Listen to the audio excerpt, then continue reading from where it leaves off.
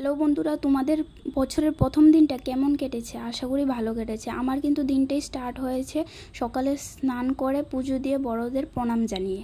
তারপর সন্ধ্যার সময় আমি আর মা চলে গিয়েছিলাম আমাদের বাড়ির পাশে আমতলী কুড়িপুকুর মেলাতে। চলে গিয়েছিলাম আমতলী স্কুল গ্রাউন্ডে। সেখানে কিন্তু ঘরের বিভিন্ন আসবাবপত্র, বাচ্চাদের খেলনা, তার পাশাপাশি কিন্তু নাগের দোলাও থাকে, কিন্তু এবছর ছিল না, জানি না কেন। তারপর চলে গিয়েছিলাম আমাদের কুড়িপুকুর ঠাকুর মন্দিরে। সেখানে ঠাকুর দর্শন করে ঠাকুরের চন্নামিত্র প্রসাদ নিয়ে স্টার্ট করলাম মেলা ঘুরে ঘুরে দেখা।